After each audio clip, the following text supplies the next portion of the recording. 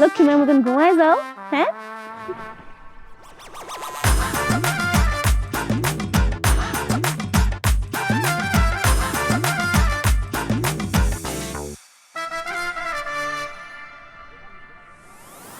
আস্তে আস্তে আয়ো, দেখো কলম পড়ে যাইও না। আরে কিছু হইব না, এখনো শরীরে যে শক্তি আছে তোমার মতো তিনটারে তুই লাস্টার মারতে পারো। ও মাগো রে, মাগো বেশি বেশি পাইছো? হ্যাঁ, বেশি বেশি চাপ করছে পেটের মধ্যে। মা, হ্যাঁ, মা কই তুমি? তোমার গর্ভবতী পোলাটা বইরা আচার খাইছে, তাড়াতাড়ি আহো। আম্মা কি সর্বনাশ, কেমনে হইলো?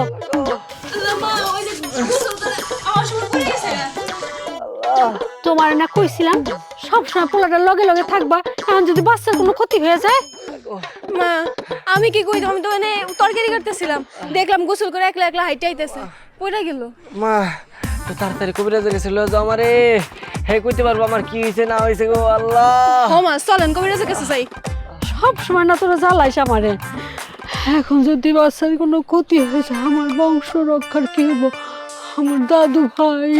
মা তুমি কাঁদো না, মা তুমি কবিরাজে ডাকো, কবিরাজে ডাকার ব্যবস্থা করো আল্লাহ। তুমি হয়তো নিয়ে যাই শোয়াই রাখো, আমি আইতাছি কবিরাজ নিয়া।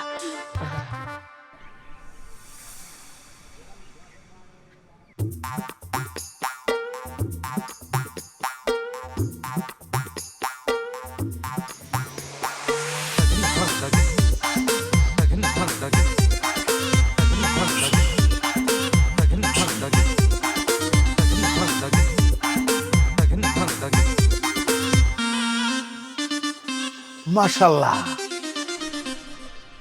বাচ্চা তো পেটের মধ্যে নড়াচড়া করতেছে, হাসতাছে, খেলতাছে। ইয়া এখন সত্যি আমি তাহলে একটু দেখি।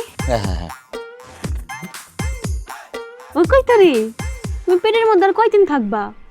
বাইরেও মাই যে একলা একলা দুলা করবো না। তোমার মা তোমার বাবা তোমার লাগে তো অপেক্ষা করতেছে, বাড়াইবা না?